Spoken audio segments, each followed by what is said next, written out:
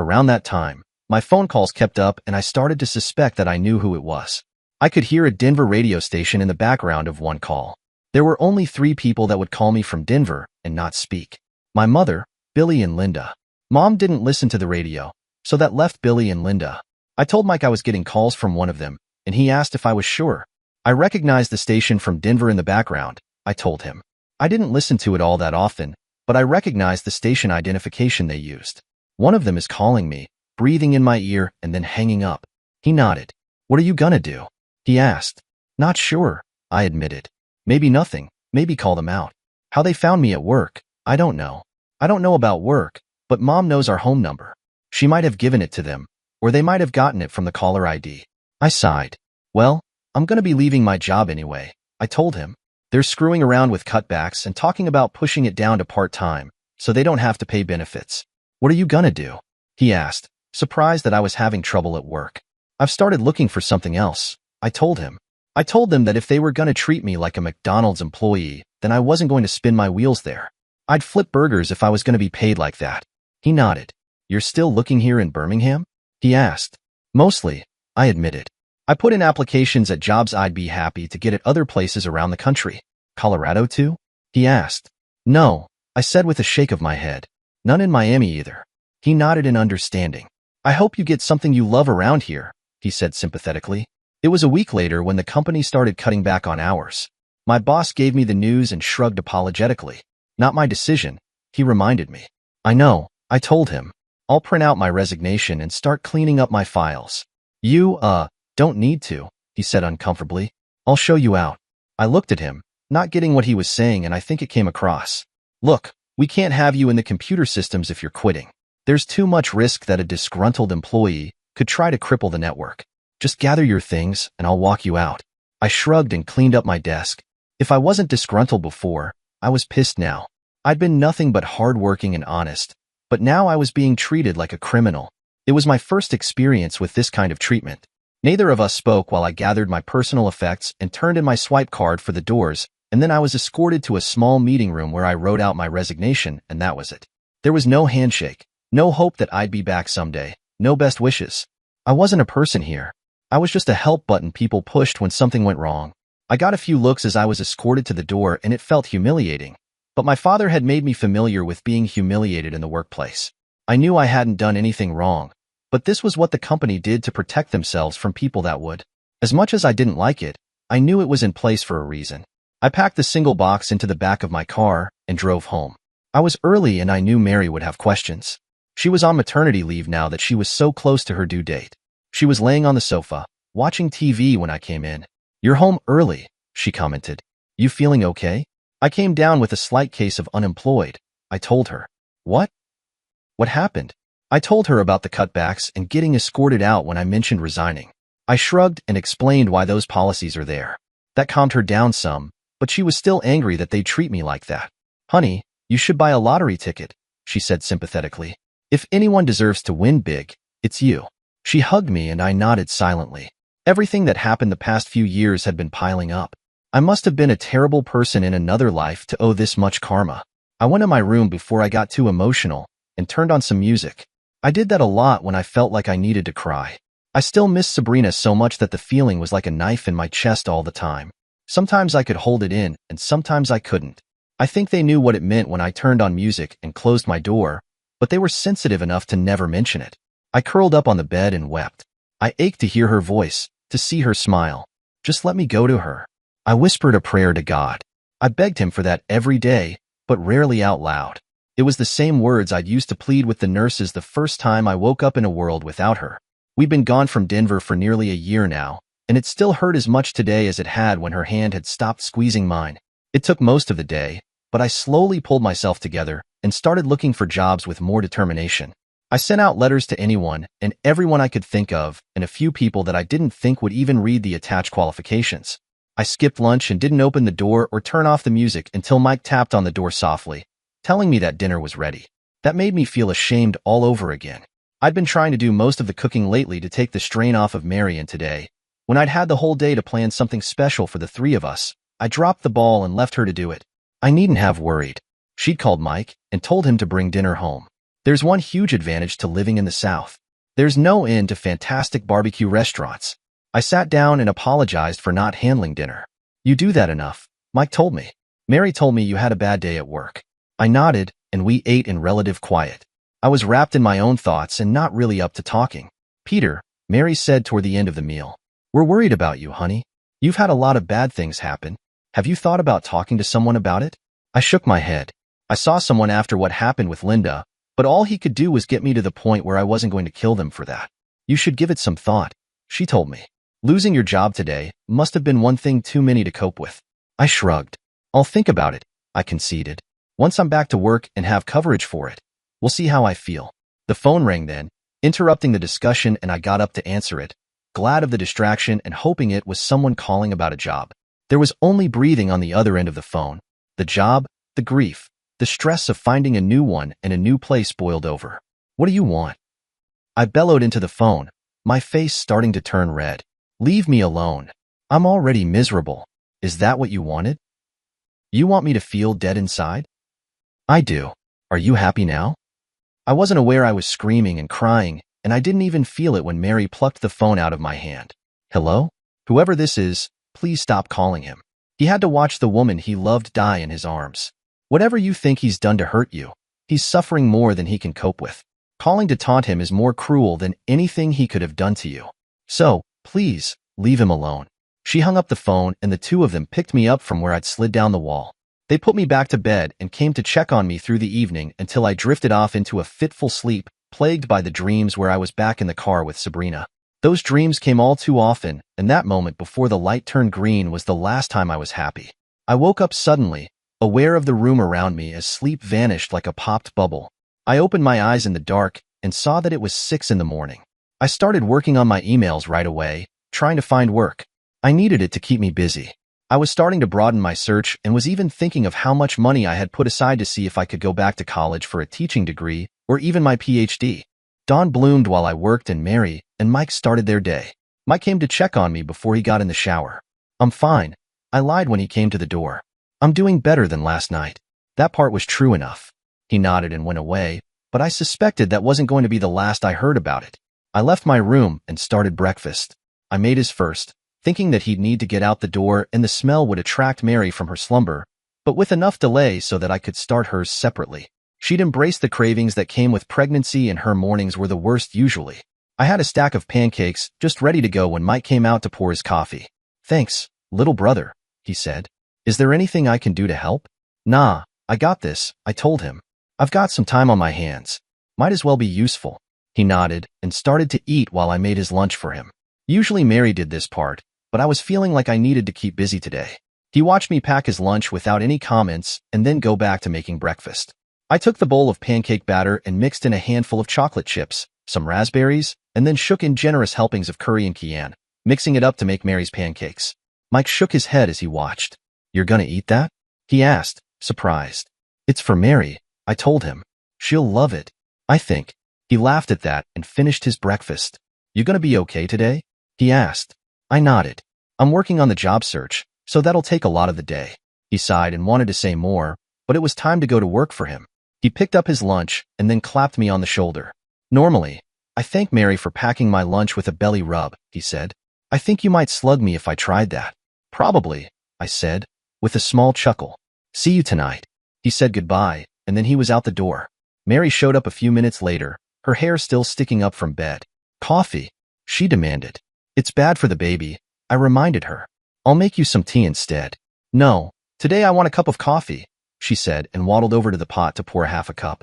She added a splash of hot water to dilute it a little, and then added sugar and cream before she came to look over my shoulder. That smells heavenly. She practically drooled. Good, I said. It's for you. I got her stacked together and she sat at the table, digging in appreciatively. This is just what I need to start the day, she told me with a groan. I smiled and took a cup of coffee for myself and joined her at the table. Sorry for last night, I told her. I've been getting those calls for a while now. Last night it was just more than I could handle. She nodded and put down her fork for a moment. I know, honey, she said. Mike let me know last night. You really think it's Billy or Linda? It's someone in Denver, I said. It's not the lawyer. It's not Sabrina's parents, and it's not Mom. They'd all talk to me. Dad would tell me I was a disappointment and I should be over it by now. I'm not in contact with anyone else. They're the last two people I even know from Denver. Why do you think they're doing it? She asked, picking her fork up and starting to eat again. Probably to gloat, I said. They own my future, right? Every time I start to move on, they come back and take everything from me. First, Billy nearly kills me at a job site, and then he makes me watch Sabrina die. Now the phone calls. I can't move forward if I'm looking over my shoulder. I should have killed them when I had the chance. I might have gotten manslaughter instead of murder. With time off, I'd be out by now. She frowned at the idea that they were doing this to keep me from recovering. If I find out that's what they're doing, she said dangerously, they'll answer to me. I'm not as forgiving as you are. I nodded. I can't think of another person or another reason for the calls. She let the subject drop, but I could tell from her face that she was plotting something. That lasted until mid-afternoon. She was in the bathroom when she called out for me. My water just broke, honey, she told me. Get my bag and call Mike. I'm just taking a minute to clean up and then we can go. I did what I was told, like a good soldier, and Mike said he'd meet us at the hospital. Mary opened the bathroom door, and we were on our way as soon as she could slip her shoes on. Mary called her cousin from the car and told her that she was having the baby. That let the rest of the family know what was going on. Mary had a big extended family here in Alabama. We got to the hospital, and they took her into maternity. She had a death grip on my hand and dragged me along. She was having contractions and trying to crush my hand with each one. I held on as hard as she did, knowing that I could only try to be encouraging and supportive. She was a champ. By the time Mike got to the hospital, I was sure my hand was broken. I let him take my place and went out to the waiting room for the news. Mary's family started to filter in, and I told them what I knew. I got some hugs from some of the women and handshakes from the men that made me wince a little after Mary's grip. Once everyone was there and informed, it was hurry up and wait. I talked with everyone quietly, and we all got along. Family was the next thing to God here in the South. They all knew the story of how Mike and I were on the outs with our folks, and they were quick to adopt both of us. It was a little after midnight when Mike came out to let us know. She's okay, he said, his eyes brimming with tears. What did she have? Someone asked. A boy or a girl? One of each, he told them. She had twins. He came and hugged me. You need to come and see them, he told me. Everyone will, but you first. I nodded and allowed him to guide me into the room where Mary was holding the twins. She had her gown adjusted to nurse them, and they were both peacefully feeding. They had been cleaned up, as had she. She looked both radiant and exhausted at the same time. Congratulations, Mommy, I whispered to her with a teary smile, which she returned. Peter, she said softly, I'd like you to meet your nephew, Peter Elliott Hamilton, the second, she said, nodding to the bundle that was nursing on her right side. You named your son after me? I gasped, looking back and forth between the two of them. I was overwhelmed. But what about your grandfather? They'd been planning to name him after her grandfather if it had been a boy. When we found out it was twins, this was what we decided, Mike said softly. Let me introduce you to your niece, Sabrina Abigail Hamilton. Sabrina, I whispered, looking at the little girl. We'd always be together this way. She'd always be part of our family. I wept with gratitude and grief and loss. I wished she could be here to see the little girl who bore her name. I hugged Mike and cried for a long time before I could go to Mary. I hugged her awkwardly and then gently touched the babies' heads affectionately. I was promised that I could hold the babies in the morning, but we wanted to give the rest of the family time to meet their new additions. I went outside and sat on a bench to take in the night air. I was a little calmer now and decided I needed to make a call. Hello? Mrs. Pierce answered the phone. Hi, Mrs. Pierce, I said. It's Peter. I'm sorry to call so late, but I have a piece of news to share, and I didn't want to wait until morning. Peter, she said. How are you? You sound upset. Is everything okay? I'm managing. I miss her every day, same as you do. That's why I'm calling. You remember my brother, Mike, and his fiancée, Mary? Yes, they were at the service with you, she confirmed. They're married now and Mary just gave birth. She had a boy and a girl. I wanted you to know they named the twins after me and Sabrina. They what? She asked me to repeat it. They named their daughter Sabrina Abigail, I told her. They love Sabrina too. She was weeping on the other end of the phone and repeated what I'd told her for her husband. That got the three of us crying together. I kept in touch with them over this past year, but this was the first time either of us had truly good news to share. I promised to send pictures when I could take some, and they asked if Mike or Mary would mind them coming down to see the babies. I'll ask, but I think they'd be disappointed if you didn't, I said. We talked a little more and then said goodnight. When I went back inside, Mike was still playing host, so I talked with a few of the family there. They finally called a halt to the visitors so Mary could rest, and then Mike and I went home. I had a crib already set up in my room, and Mike revealed that they had a second one. I started working on putting it together right away so we could bring them home. I just put it together in my room, working happily to be able to welcome the twins home when they could be released. Mike watched me for a little bit, and I looked up at him and smiled. My eyes were still running. "Thank you for that," I told him. "I can't tell you what it means to me." "I know," he said. "We both know it's been eating at you.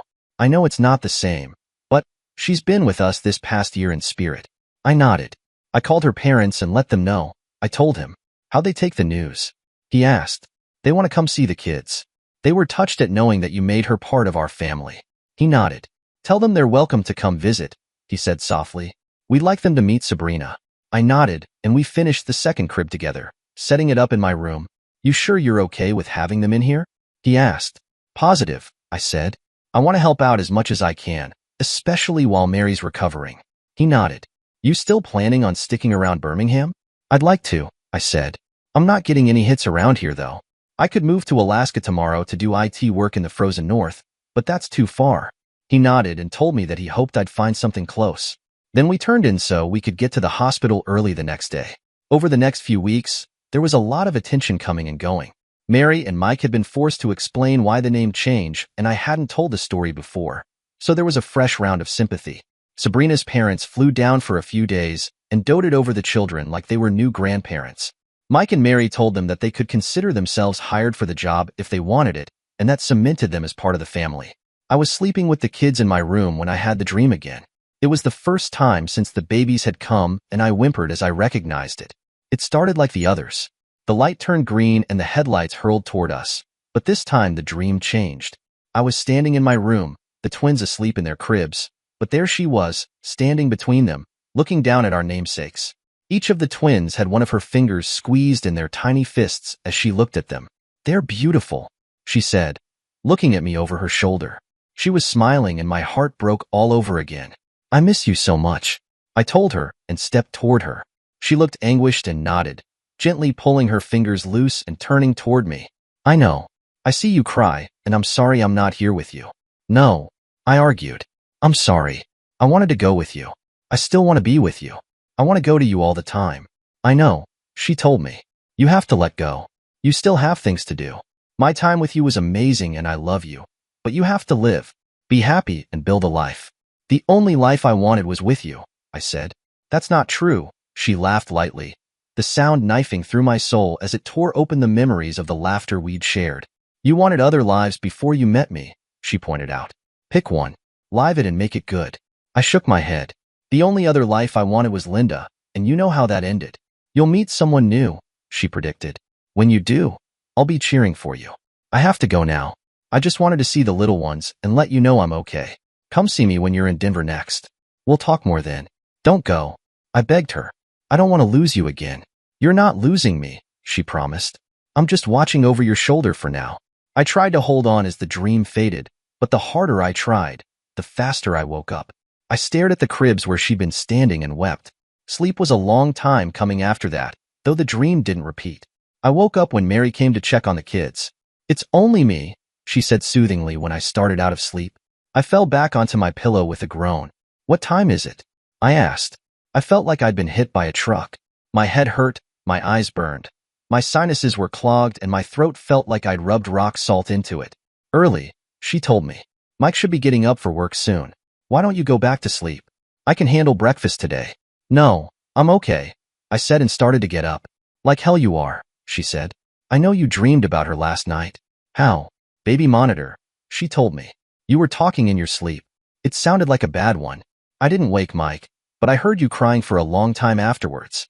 "I dreamed that she came to see the kids," I said, embarrassed beyond words that she'd heard me. She nodded. "And to say goodbye," she prompted me gently. She told me to live, to stop wanting to be with her. I was starting to cry again. It was the first time I'd broken down in front of her in ages. She put Petey back down in his crib and came to sit with me, putting an arm around my shoulder and weeping with me while I cried. "I think that's good advice," she told me when we both calmed down. "It's been a year since she was taken from us. What happened was terrible and it's worse because you had to see it, but you can't stop living, Pete.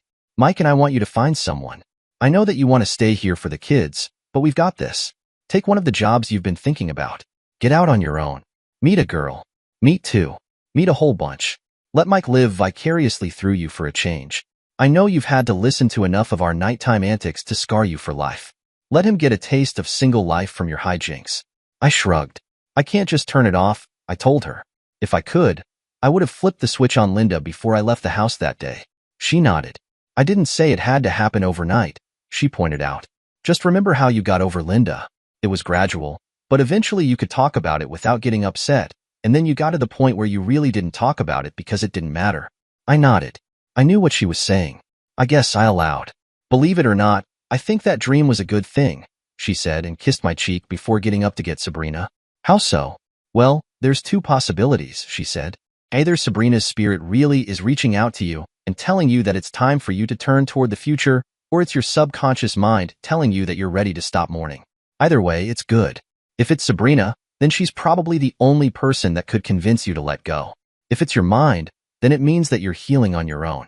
Both of those possibilities mean that you're ready to move on and stop living in that last terrible moment. I nodded. I think I preferred the idea that this was Sabrina's idea. Mike started making noise at that point, telling us that he was up, so we let the topic drop.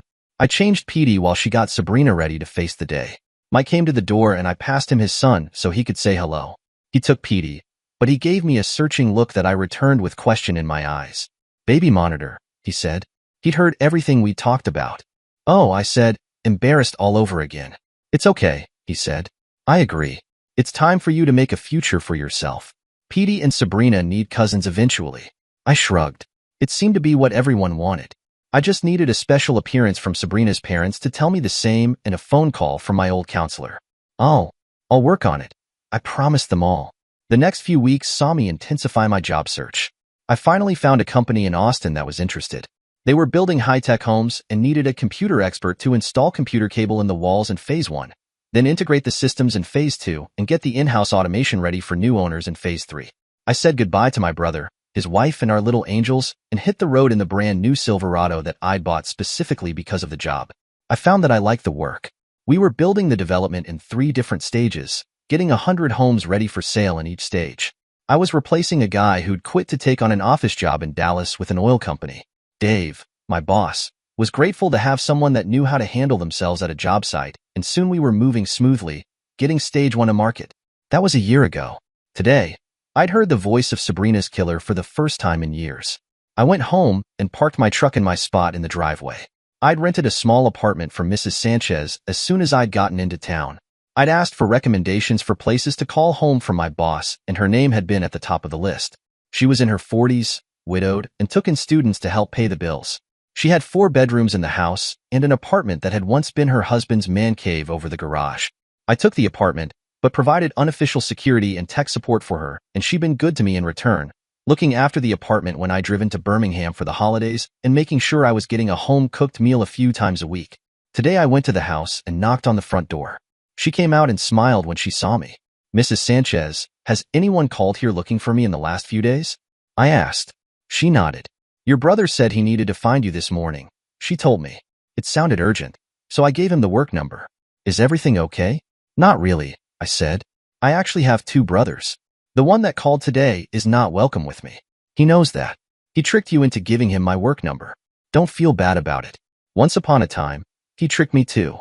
That's why he's not allowed to be part of my life anymore. Was he the only one that's been looking for me? Your sister arrived here about an hour ago, she told me, starting to look alarmed that she may have done something wrong. I nodded. I knew that Mary hadn't been to Austin. The kids were too young for a trip that long. Okay, thank you, Mrs. Sanchez. Did she say when she'd be back? She asked. She wanted to know if she could wait in your apartment. I let her in. That's her car parked at the street. Should I go get rid of her? I'll handle it, I said. In the future, if someone comes looking for me, call me instead of giving them the number, please. The brother that called today. He killed someone I loved very much in a car crash. There's no forgiveness for him, and it upsets me to hear from him. I'm so sorry, she said. Tell me what I can do to fix it. I may want you to come with me when I go to see who's in my apartment. It's not my sister. She's in Alabama with her children. I don't think I want to have this conversation without a witness. Okay, she said and started putting her shoes on. While she did that, I went to look at the car, confirming that the plates were from Colorado. Damn. I'd had hope that it was someone I'd want to see. I collected Mrs. Sanchez, and we went back to my apartment. I unlocked the door, and we went up the stairs to find my least favorite person in the world waiting for me. You drove a long way, I commented, and then went to get a beer. I didn't want to be drunk for this conversation, but I had to have something to steady my nerves. I know what you must be thinking, Linda admitted. I guess I can't blame you. Lady, you have no idea what I'm thinking, I told her. I was actually thinking about packing the truck and driving off into the sunset. At least none of them had ever contacted me in LA. I could probably get some work doing computer work for an adult company, hook up with some of the talent, and spend my free time on the beach. It was pathetic that Linda was the last person I'd had sex with. Sabrina and I were planning to spend that night together, but Billy made sure to put an end to my sex life again. If I were you, I'd be thinking about hitting me, she said. That's a tempting offer, I admitted. I got Mrs. Sanchez a beer that she took gratefully, if for no other reason than for the distraction. I think if I took you up on it, I'd have trouble stopping. I get the feeling that hitting you would be addictive. That's not what I was thinking, though. She nodded, even though she blanched at my declaration that I wouldn't want to stop hitting her. So what were you thinking? She asked. I was thinking about going back to the one place I was free of you and my brother, I told her. You tracked me down in Birmingham. The calls were from you, weren't they? She winced and nodded. It wasn't meant to hurt you, she said. I remember you telling me that about your choices in life once before, I said dryly. All right, I'm done playing guessing games. Why are you here, and why is Billy calling me at work? He tracked you down? She asked, sounding surprised. I didn't think he'd be able to find you. Well, you must have left a clue behind, I told her. He called Mrs. Sanchez and tricked her into giving him my work number. Sort of like how you talked her into letting you into my apartment. She nodded guiltily. I'm sorry about that, she said. It's funny how you're always sorry, but you never stop doing things to make it worse, I pointed out and then sighed. All right, what's on your mind? You clearly came down here for a reason. It's a little far to pop in just to say hello. She nodded, but glanced at Mrs. Sanchez uncomfortably. Well, first off, I wanted to tell you how sorry I was that Sabrina died. Mary showed us the pictures of the two of you. I was very glad you were happy. When the accident happened, we had no idea that it was you in the other car. When I heard that she'd been killed and that you were in the car with her, my heart broke for you. I'd been so hopeful that she'd make you happy, and then in an instant, it was all taken away. I nodded and took a pull on my beer. I hadn't offered her one, but then, she was going to have to drive home from here. Thank you for your sympathies, I said flatly. I wasn't sarcastic about it, but I still had nightmares about it. It was the most awful day of my life. She gave me an anguished look. I know you don't believe me, she said sadly, but I mean it. I know you do, I told her. I'm not being sarcastic. I just see that night in my dreams all too often. You know she was awake before the end? She gaped at me in horror and shook her head. She apologized to me. She said she loved me, and she was sorry that she wasn't going to be around to say it. She told me she was scared, but her last thoughts were that regret that she was leaving me alone. I'd gotten to the point where I could talk about this and not cry. It still broke my heart to think about that night, but I didn't think that would ever change. I didn't know, she whispered. Yeah, no reason you should. After the accident, Mike decided he'd had enough of Billy tearing chunks out of my flesh. After he almost killed me at work, and then after he killed Sabrina, we got out, but you wouldn't stop following me. I don't know how you tracked me down, but the phone calls where you just breathed were making it worse. She nodded. I was calling to try to tell you how sorry I was about Sabrina, she said. Every time I'd hear your voice, though, I'd panic. What could I say that would make it better? I'd freeze up every time. When you asked me to stop, I berated myself for a month for upsetting you. Then when you screamed at me and Mary took the phone, I knew I couldn't do it by phone. So you drove all the way down here to tell me that you're sorry about Sabrina? I asked, sure that I was missing something. Not just that, she said, looking down. Billy and I are married now, and I'm pregnant. I wanted to talk to you about the baby. If it's a girl, I was planning on naming her Sabrina if you're okay with that. I shook my head. Mike and Mary named their daughter after her already, I told her. They had a baby? She gaped. They had twins, I told her. A little girl named Sabrina and a little boy named Peter. They loved Sabrina too. Everyone who knew her did. She looked crestfallen. This had been her last best hope to reach out to me. That must have made you very happy, she said softly. It made Sabrina's parents happy too. They've been down to visit at least 3 times since the twins were born. She nodded. Your mother would probably like the chance to see them, she suggested. That's not my decision, I told her. I never asked Mike to cut her off. For that matter, I never asked them to cut you and Billy off. Mike decided that what happened that night was too much for him to gloss over. She nodded. Your mother said that it had made the three of you decide to move away, she said. I tracked you down through a friend. She's in computers, like you, but her specialty is online security. She found out that you were in Birmingham, and then she said it was easy to find your work and home numbers. I shrugged. Took you a little longer to find me here, I commented. Yeah, she agreed. You didn't get an apartment in your name. She tracked you down through your truck. That took a little longer, I guess. So you wanted to tell me that you were sorry about Sabrina and ask my blessing to name your daughter after her. Anything else on your mind? Can we just catch up for a little while, Petey? She asked. I thought about that for a long moment and finally nodded. All right, I said. I turned toward Mrs. Sanchez. I won't keep you any later, Mrs. Sanchez. Thanks for coming to make sure everything was okay. I think we'll be okay now. She nodded and knocked back the rest of her beer. I should start dinner anyway, she said. Will you two be joining us? Not tonight, I don't think, I said judiciously. I think we'll order delivery. Could you send them back to us if they come to the door? Sure, she said and disappeared down the stairs. As soon as she did, I took out my phone and started the recording app, setting it up to record to the cloud. Linda, I feel the need to record the rest of our conversation. Since Mrs. Sanchez just left, I told her. I admit that there's almost no chance that you came here to cause me trouble, but you're a married woman and it's reasonable for Billy to think that I'd do just about anything to get back at him, so I need to protect myself. You understand? Yes, she said. I think that's probably a good idea. I would never cheat on Billy, but he might think I would be tempted to try to apologize to you physically. I nodded and plugged the phone in so that it wouldn't die while we were talking. We agreed on pizza and I used my house phone to order it before we settled in to talk. She was sitting on the sofa, so I took the chair. It was where I sat most of the time anyway. I don't really go by Pete anymore, I told her for starters. Most people call me Ham now, short for Hamilton. She nodded. Is that because of Mike's kids? She asked. Maybe a little, but mostly because there's 3 guys named Peter on the crew I work on, I told her. You're back working construction? Sort of, I said. I install household automation in the houses as they're being built. I run cable, set up the networks, and test the systems. That sounds interesting, she said, trying to be upbeat. I nodded. The technology is amazing, but the work is mostly routine, I admitted. What about you? What do you do for a living? You finished college? I did. I got my certification as a CPA and I'm working for a firm in Denver, she told me. That is routine. What you do is exciting compared to that. I nodded. Did Billy finish school and get a job? I asked. I wasn't avoiding topics. He tried computers like you, she admitted. He didn't have the aptitude for it though. He's working with your dad. I shrugged at that. It was tempting to gloat that Billy boy flunked out, but I restrained the impulse, telling myself that Mike had too and I loved and respected Mike. Not everyone's cut out for classrooms, I said casually. So that's work. How are your parents? They're okay, she said. We don't spend a lot of time with them, especially since the accident. They blame Billy? I asked. She nodded. They were never really thrilled with him, she admitted.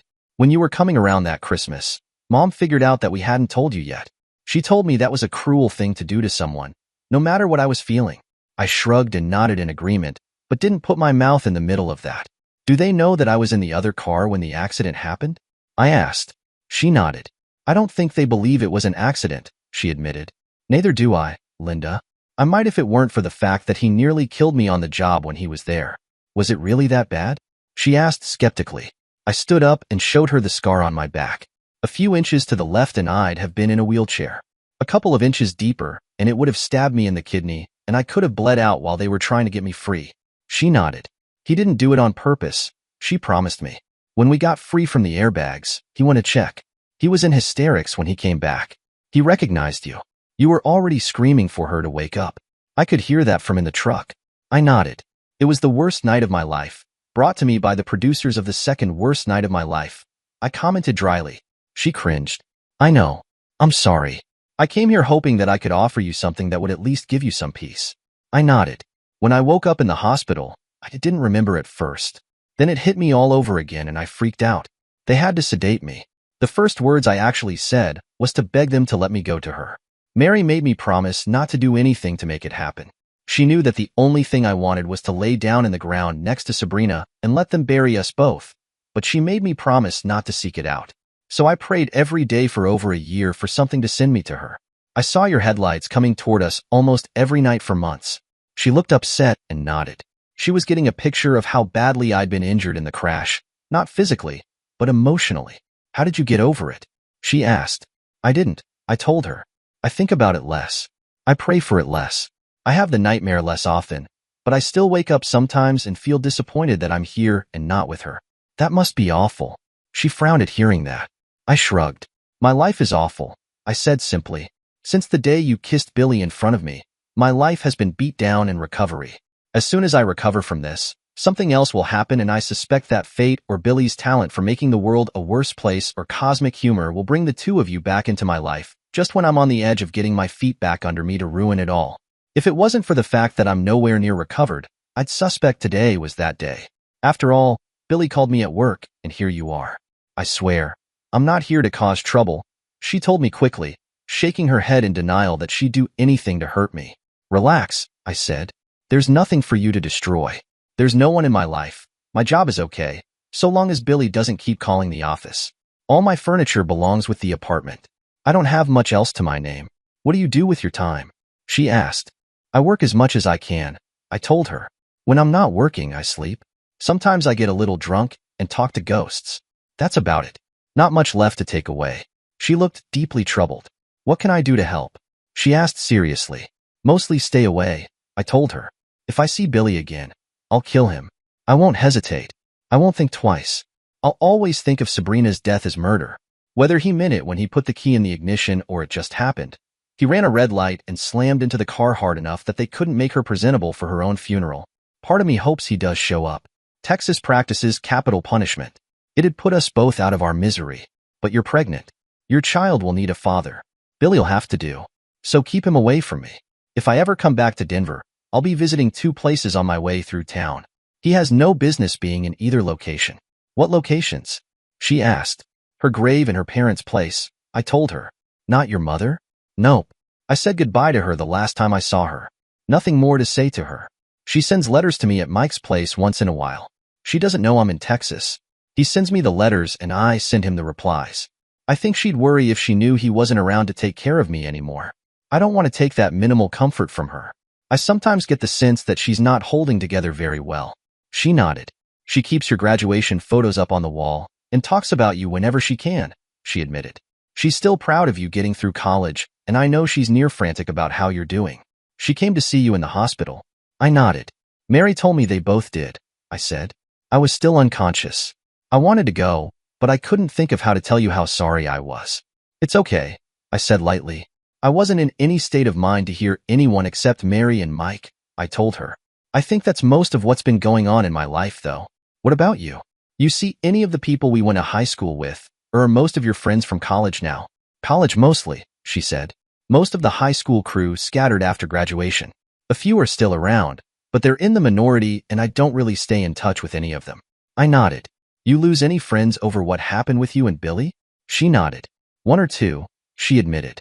Most people saw the change in me when I started dating him and got over it, but there were a couple that couldn't bring themselves to approve. I nodded.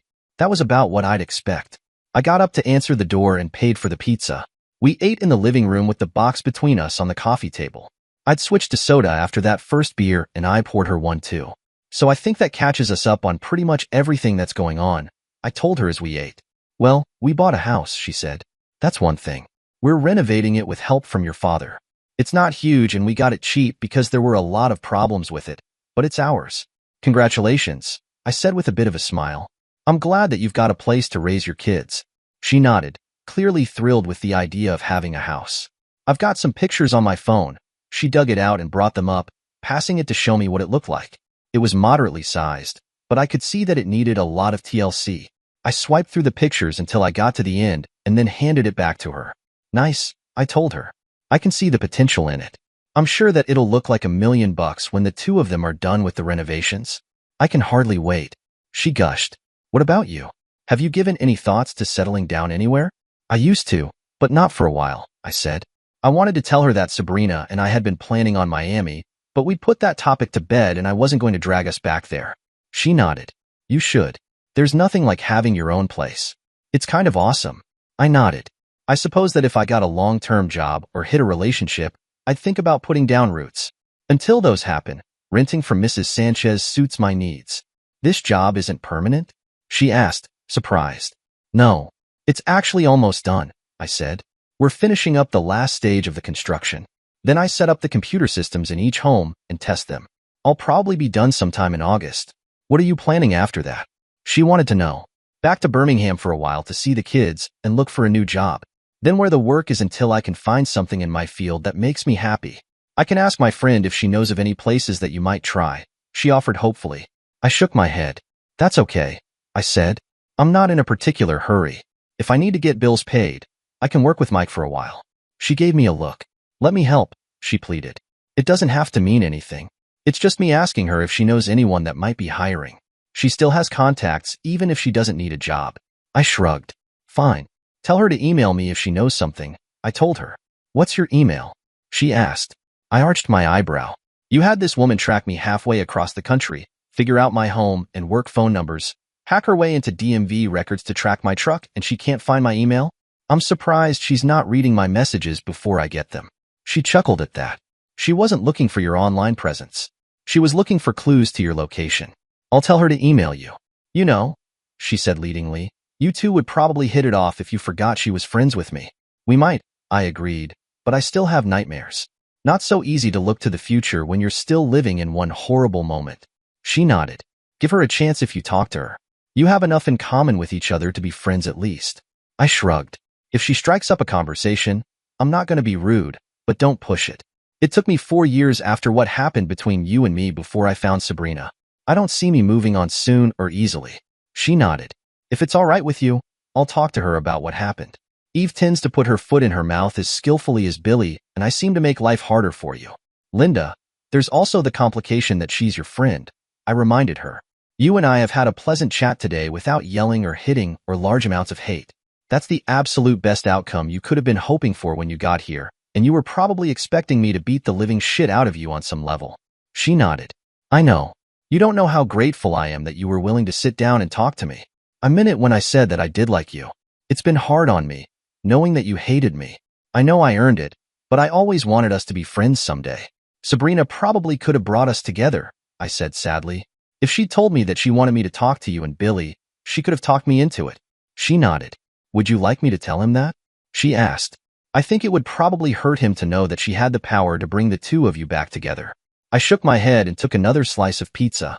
Don't tell him on my account. If you want to punish him, go ahead. You're the one that had to live with him. She considered that and nodded. You're right.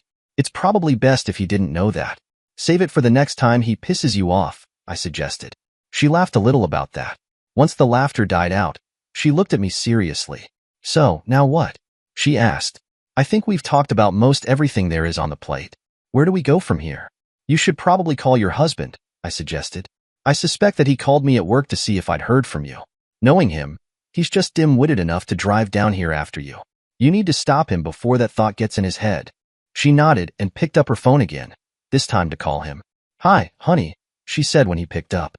I couldn't hear his side of the conversation, but I could only imagine. I told you I was going to try to talk to Pete, she reminded him patiently. Yes, Eve tracked him down. I'm told you called him at work earlier. Yes, he's here now. We've been talking about things. No, that's not a good idea. Why not? What sort of response did he give you when you called him on the job? She demanded. He hung up on you. You think he wants to talk to you? After that? He'll probably hang up again, and he may crush the phone in his hand since your throat isn't here for him to squeeze. Yes, he still hates you. Yes, he still hates me too, but I wasn't driving the truck that night, so he'll at least talk to me. Maybe it's not fair, but I'm just telling you how he feels. Yeah, we've been talking. No, he hasn't hurt me, Bill. Well, for starters, he knows I'm pregnant, and however much he hates us, he knows the baby didn't have anything to do with it. Besides, he was never the kind of guy to hit a woman. No, he doesn't want us to name the baby after her. Mike already named his daughter Sabrina. Yeah, Mary had twins. They named the boy Peter. That's right. So Peter and Sabrina would be together again. Yes, it was incredibly thoughtful. I listened to the exchange, amused at what I could piece together of the conversation. She hadn't told him she was coming down here, just that she was going to talk to me.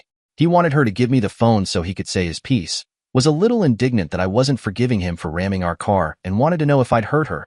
I almost wished I could see his face when she told him about the twins. No, Bill, she said patiently, that's not a good idea. He thinks of it as murder. I know it was an accident, but so was the thing where he got hurt at work.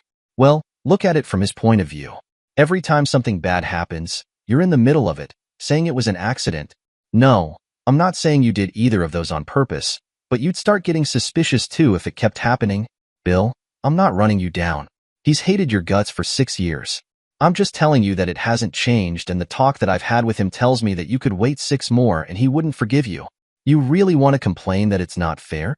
I wasn't going to tell you this, Bill, but he said she was awake after the accident. She had time to speak to him. She told him she loved him, and then she died right there with him. If we'd been in the car and he'd been in the truck, could you have gotten over it? She asked pointedly. I winced because that was a trap. If he said no, he admitted that he was out of line to really ask. If he said yes, then he suffered the wrath of a wife who's been told that her death wouldn't be a deal breaker.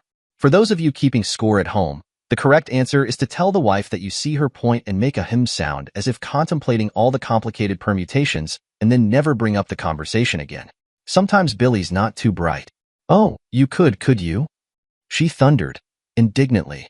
Bill, I can't even talk to you right now. If you come down here, Pete is going to beat you to death like a rabid dog. He's not really concerned about getting caught either. He mentioned that lethal injection would get him back to Sabrina, and that's what he wants. Did you really just say that? Really? You know what? I told Pete that I'd never cheat on you and I won't, but after that crack, I'm really tempted to spend the night here and say it's not cheating since I told you I was doing it. I'll deal with you when I get home. Goodbye. She hung up the phone and then let out a low shriek of anger and frustration and tossed the phone back in her purse. Some days, I really want to hit your brother, she told me. He's not my brother. I disowned him a long time ago, I reminded her. Do I even want to know what he said at the end that earned him the hang-up? She shook her head. You hate him enough as it is, she said. I nodded. Well, if it's that bad, I suggest a rubber mallet to the balls. I'll let you know if I decide to try it, she promised. You know he'll be here in the morning, right? I asked her. I told him not to come, she said irritably. You also told him you were considering spending the night here to pay him back for his moment of wit. It was an empty threat, she told me. But it was delivered to an empty head, I reminded her. She considered that and rolled her eyes, picking up her phone again. Bill, stop what you're doing. Do not, under any circumstance, come down here. Peter will seriously kill you if you show up here. Go out and get drunk, or watch football on TV or something. I'll be home in a couple of days. Yes, a couple of days. I just got here today. It's a day and a half drive or longer. No, I'm not going to sleep with him. You knew that. I know what I said. I also remember what you said, and you're pissing me off. Okay, Bill, you asked for this. Peter told me that if Sabrina had asked him to, he would have buried the hatchet with you. If she'd lived, she would have pushed him to forgive you. Maybe in 5 or 6 years he'll meet someone else and she'll want him to shake your hand. But for right now, the only person who could have healed things with your brothers died on the end of your truck. You still want to drive down here and get your head blown off? She asked. I haven't asked, but he works in construction in Texas. There are rattlesnakes around here. I wouldn't be surprised if he has a gun. I wouldn't be surprised if he had a rattlesnake for that matter. Yes, I think that would be a good idea. Go have dinner with your parents and then go to that bar you like. Yes, that one. It should keep your mind off coming down here. That seemed to end the conversation, and she hung up shortly after that. He's afraid of snakes? I asked. Deathly, she chuckled. All I had to do was tell him to go hang out at a strip bar, and he's perfectly happy to let me lounge around down here with you. Always a class act, I said dryly. I won't pry, but it sounds like you've sent him out to the strippers in the past. She nodded. Bill sometimes has a problem where he says things he shouldn't, she admitted. After I'm done yelling at him, I usually throw him out of the house so I can cool off. I nodded. I'm aware of his mouth, I told her. The summer he was on the job, he spent most of his time mouthing off about his girlfriend and how she left a total chicken to be with him. She rolled her eyes. Something else I need to yell at him for, she muttered. I think that one should probably be far down on the list of reasons to put him in the doghouse, I pointed out. True, she admitted, and we lapsed into a period of silence. Can I call you? She asked when her thoughts had run their course. Just to talk? I shrugged. If it's important to you, I suppose. I don't really have much to say these days. She nodded. Hopefully, that'll change, she said. She was going to make an issue of Eve, it sounded like. I will say one thing. I'm glad you didn't speak when you called me at work. Why? She asked. I couldn't talk about Sabrina back then. If you'd said her name, I'd have gone to pieces. She nodded. I never considered that, she admitted. Now I'm glad I froze up when I called. Probably for the best, I agreed. After that, the conversation ran in circles. She told me some about her college experiences and asked about mine. This was actually the longest trip that she'd ever taken, since she'd gone to college in Denver. We talked about LA and Birmingham. I told her about the area here, and she thought it all sounded interesting. At times, I forgot about what had happened between us and chatted with her pleasantly. At other times, it was strained. We talked a little about my time with Sabrina and what she was like. We talked about the friends she'd made in their neighborhood and how my parents were doing. When I looked at the clock on the cable box, I saw that it was getting late. You have a place to stay? I asked, steering the conversation to a close. She looked sheepishly at me. Your landlady offered me a room for the night, she admitted. My stuff is already in the house. I hope that's not a problem. I shook my head. No, I'm fine with that. Heading back tomorrow? I thought I might stay a day if you wanted to show me around, she admitted, looking at me hopefully. It was Friday night, so I didn't have work to use as an excuse. I nodded. I don't really do a lot of looking around myself, I admitted. I know where the good places to eat are and where to shop. That's about it. She shrugged. I'll ask Mrs. Sanchez to suggest a few places, she promised. I should probably explain myself to her anyway. I nodded. I think she'll have some questions, and she probably won't be shy about asking either. I showed her out and then stopped the phone recording. I thought about packing the truck in the middle of the night and taking off, but I knew I wouldn't. Instead, I called home, which was now Birmingham since that's where Mike, Mary, and the kids were. Hey, little brother. Mike greeted me when he answered. You're calling late. What's up? Hi, Mike, I said with the first genuine smile since lunch started. I've had kind of a weird day and wanted to talk to you guys about it. Sounds ominous, he said. Let me get Mary. She's just checking on the monsters. Sabrina said her first swear word today, he said. Mommy suspects she knows who she heard it from, so you may be the man of the house when you get back. I may be buried in the woods somewhere. I laughed at that. You gotta be careful what you say around them now, I reminded him. He took the phone away from his ear for a moment and spoke to her to let her know I was on the phone. Put it on speaker. He should know what sort of potty mouth you've put on your daughter, she said sharply. I heard the beep and then there was Sabrina happily babbling something that sounded suspiciously like shit over and over again. Mike was screwed. If they didn't cure that soon, I might get laid again before he did. My laughter probably wasn't helping his case either. I think it's a rule that you have to laugh at your brother when something like this happens. A few minutes later, they were ready to talk, but I was still laughing. It's not funny, Peter. Mary snapped. I'm sorry, I said, forcing myself to calm down.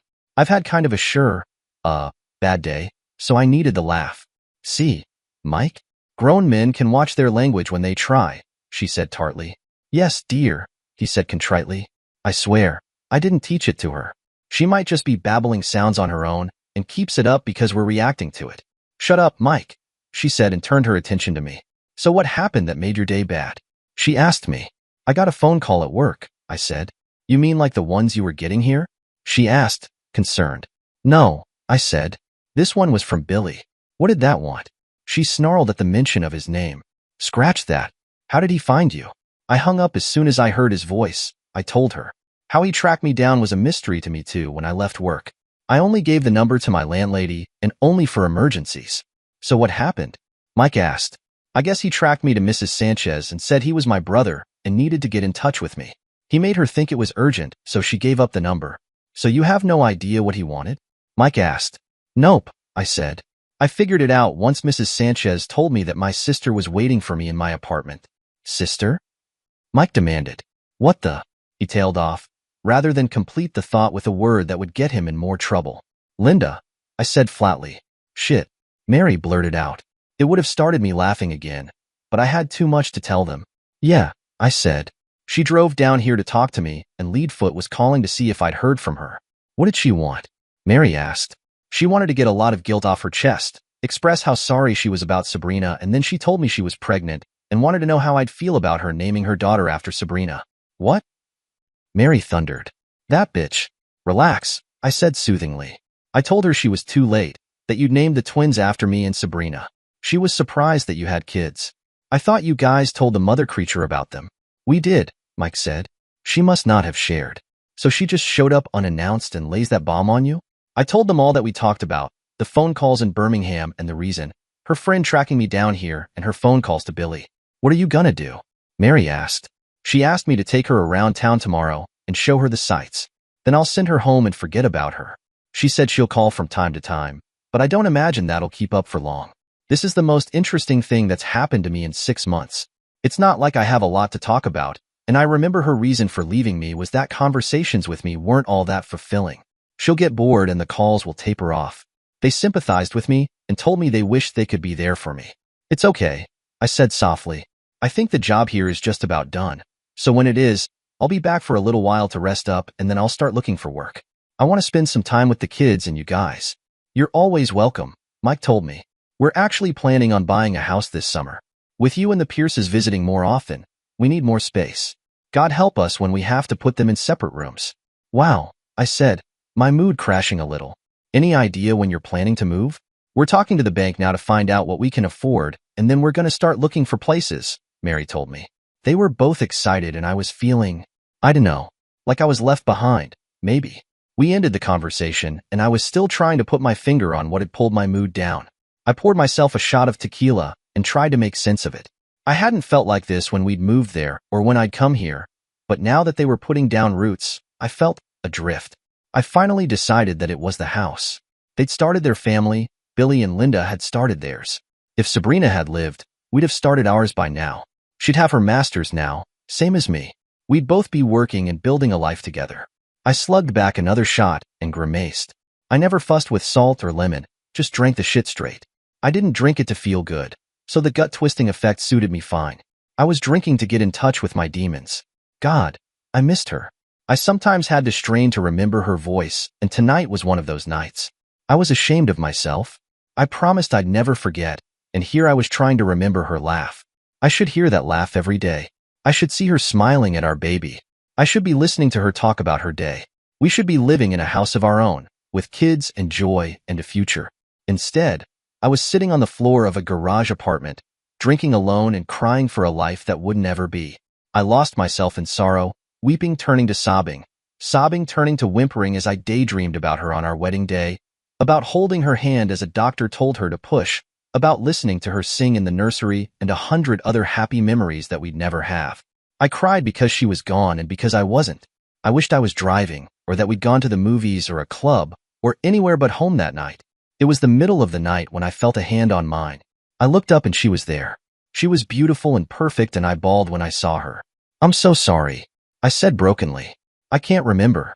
I try so hard to remember your voice, but it won't come. It's all so dim now. I don't want to forget. Help me. Peter, she whispered sympathetically and sat down with me on the floor.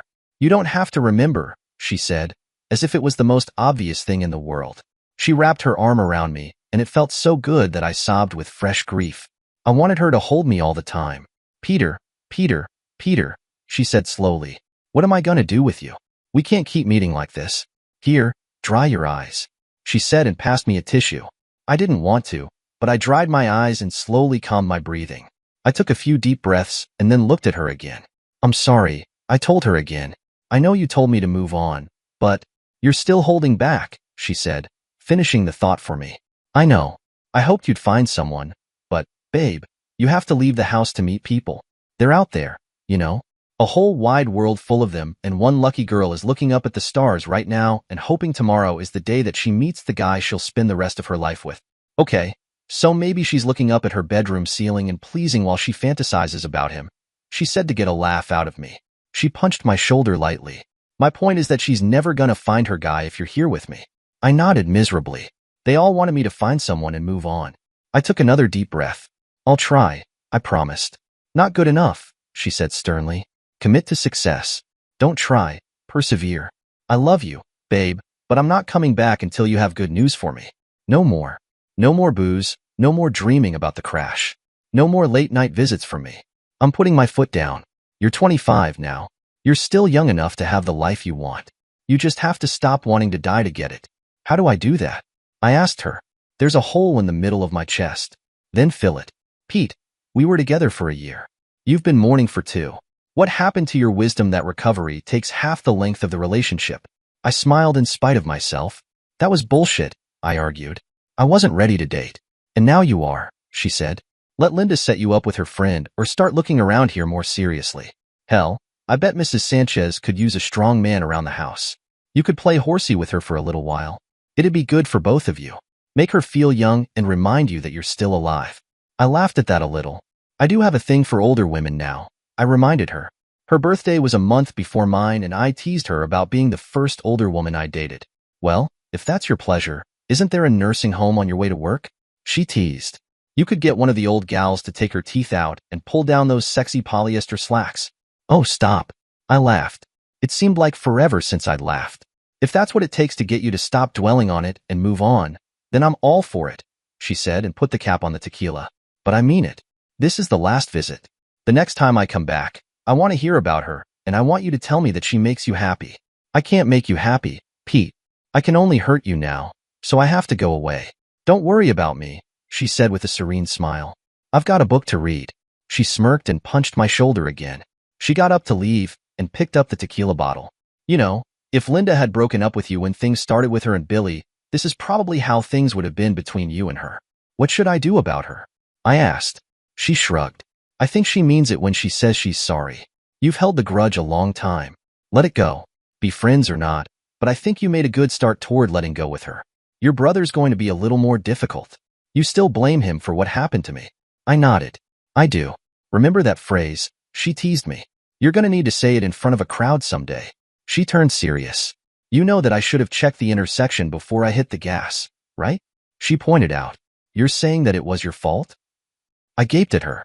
I'm saying that I was with my guy and I was in love and distracted and in a hurry to take him home and show him how much I love him and I wasn't paying attention. Sort of like how Billy was looking at Linda and hurrying home to make love to her. Your history makes you want to hate him, but if it had been Mike in that truck, you'd have let it go by now.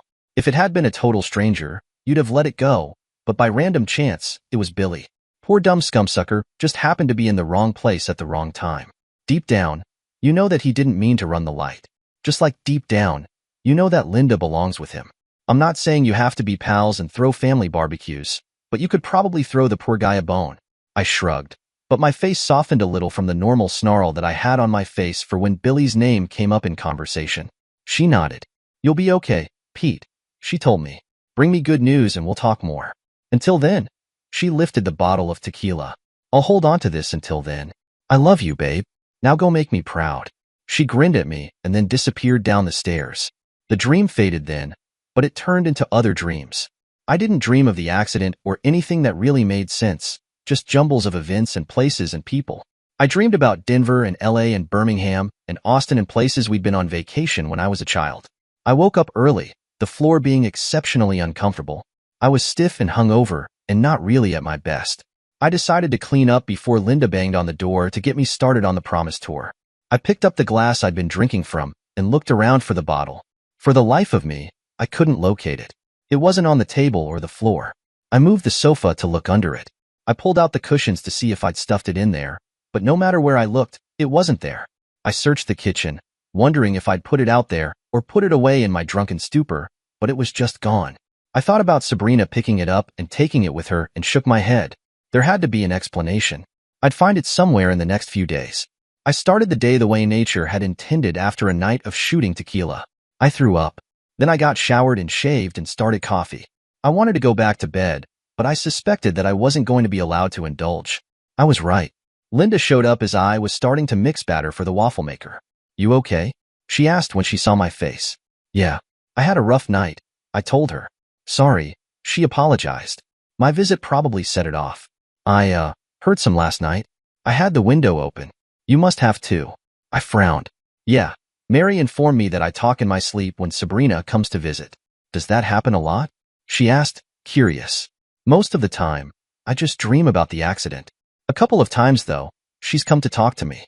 The first time was just after the twins were born. Last night was the second time. She nodded.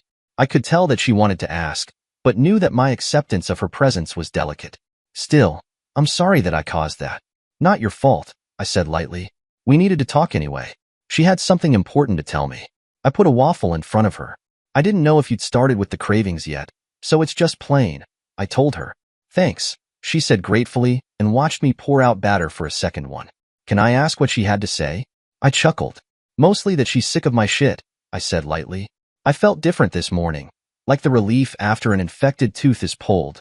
The pain was still there, but it was like the pressure had faded and I was actually healing. She told me to stop living in that moment and find someone to build a life with.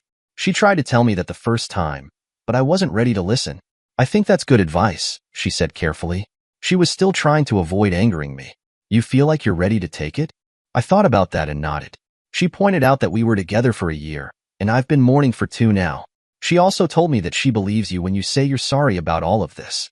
She pointed out that if we'd broken up when you and Billy first got together, we'd probably have been good friends. She also told me that I've been carrying the grudge too long at this point, and I should let it go. She gasped a little at that. Really?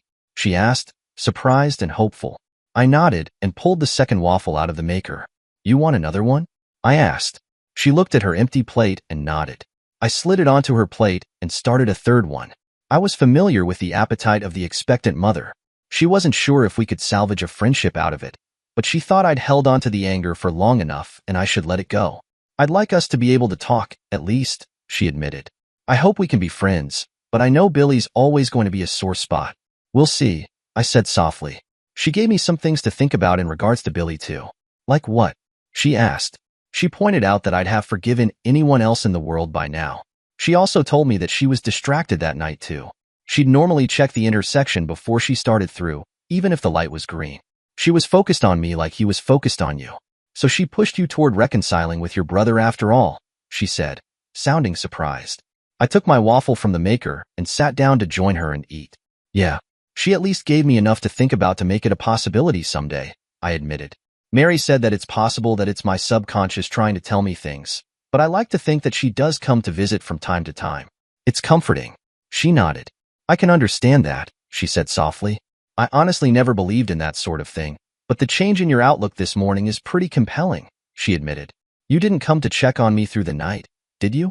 I asked, thinking of the missing tequila bottle. She shook her head. No, she assured me. I didn't think you'd appreciate me letting myself in to see if you were okay. Besides, sneaking off to your apartment in the middle of the night is about the worst decision I could make, even if it wasn't for anything sordid. Why? I shrugged. Nothing important, I said. Something was out of place this morning, and I didn't remember touching it. She shook her head. I heard you talking for a while, and then you quieted down. No one went out to your door. I would have heard them. I nodded. Like I said, not important. I must have moved it in my sleep. I smiled, thinking that it was proof that she'd really been here. But I wasn't about to share that, at least not yet. After breakfast, I showed her around town, took her out to see the job site where there was a showroom home that was open to the public. I showed her the automation, and she was really impressed with it. I wish I could get you to come back to Denver. I'd love to have this in our house, and now is the perfect time to install it since we're renovating, she said wistfully. The equipment isn't all that cheap, I admitted. I look at some of the features and think that I'd use them just about every day. Other parts probably won't ever get used by me. Being able to turn on lights remotely might be useful when you're on vacation, but then again, who wants to be tied to playing with that when they're trying to relax? We talked about the features that we both liked, and then went to a barbecue place for lunch. Linda was definitely eating for 2, enthusiastically putting away an impressive load of ribs and a slab of their chocolate cake for dessert. I was sick just watching. Afterwards, we went to an open-air swap meet that was a little bit of everything. She picked up decorating accents, but I didn't see anything that caught my eye. There was a lot of stuff that would be great for collectors, but I was too used to moving around. Packing light was the only way to survive. I looked at some motorcycle parts, but I didn't know enough about bikes to build my own, and I didn't know anyone around here that could give me pointers. We ended the day by going back to the house where we had dinner with Mrs. Sanchez. She was curious if we were okay, and seemed relieved that it was fine. She'd been good to me, so I wasn't about to hold it against her even if it had turned into all-out war. Linda left early the next day with a hug and a promise to call, but not too often. I don't want to make a pest of myself, she said. I'll let your mother know that you're doing okay. You're right. She does worry. I nodded and watched her get in her car and drive away, waving as she did. I spent some time with Mrs. Sanchez, letting her know that I was okay and that things were okay. I called Mike to let him know that the rest of her stay had been uneventful. I told him I had some other news, but I didn't want to talk about it over the phone. He seemed a little unnerved about what I might want to tell him that I couldn't say on the phone, but I honestly didn't want to talk about Sabrina's visit on the phone. I returned to work on Monday, and I nodded to Dave as I was unloading my stuff from the truck to let him know that I was doing better. He didn't ask, just nodded and went back into the office. Life was pretty much the same as it was before, except that I made a point to go places now. I started making it a routine to go a different place each night during the week and rotate. On Mondays, I went to a park and spent some time walking and getting to know the area. Sometimes I'd bring a book and read on a bench, but I made myself a fixture on Mondays. Tuesdays, I went to a popular coffee house where there was always something culturally going on, whether it was poetry readings or a live band or an improv performance. My Wednesday nights, I took in a movie at the mall multiplex. I spent Thursdays with a few of the guys from work, having a beer and leering at strippers. Okay, sue me. I hadn't seen a naked girl since the summer before I left for college. I wasn't likely to meet the future Mrs. Hamilton here, but I could at least make certain I knew where all the parts were when she came along. My Fridays were the night that I went out to serious nightclubs, looking for girls that might be out for a dance and a drink and maybe a little more. I left Saturday open and frequently revisited the places I'd go on other nights. All in all, it was a full schedule. I found that the coffee house was relatively full no matter what was going on. The park was popular on the weekend with families and the movies were swamped with school kids, so I often found myself hitting the strip clubs or the nightclubs for lack of a better option. I didn't really meet anyone, but I took Sabrina's words to heart and persevered. Mrs. Sanchez noticed and talked to me about the change one Wednesday night. I'd had to tell her a lot of my details after Linda's visit, so she knew about Sabrina and how she died. When she heard about the dreams that I had where Sabrina talked to me, she nodded. Her grandmother had come from Old Mexico and had been deeply superstitious. My grandmother would have wanted to know every detail of your visions, she told me. Guidance from the spirits of the departed is something to be respected, she taught me. She taught me a lot about this kind of spiritual visitation. Tell me about the visions.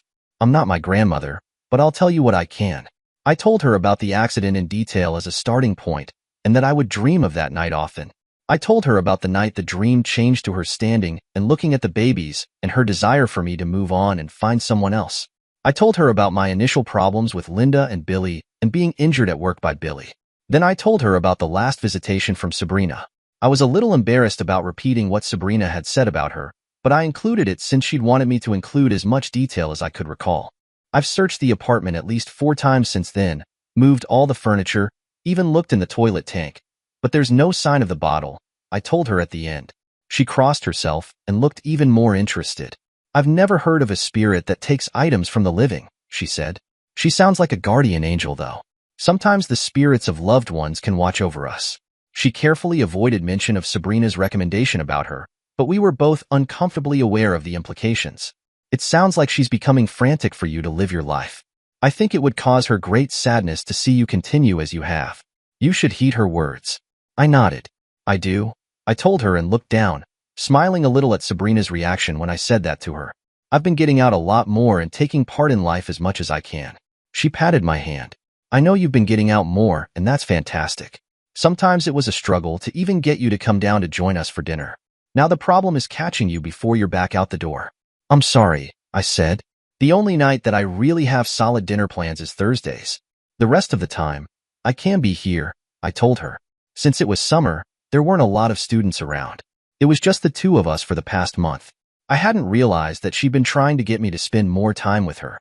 She scoffed. You don't need to change anything for my sake, she said with a smile.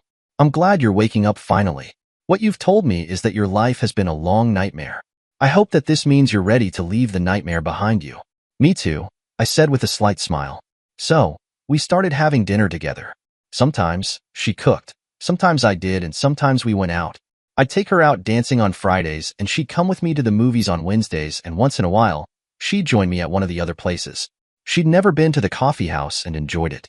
She took me to a few places she liked, broadening my horizons and introducing me to people. We never crossed the line and ended up in bed with each other, but we became very close. I told her I suspected that my job wasn't going to last, and she admitted that was often the way things went in construction. Her brother worked at jobs like mine. As summer dragged on, faces started disappearing from the crew. We all knew the job was just about done. People drifted off to other jobs as good offers came in. That was good for the remaining crew.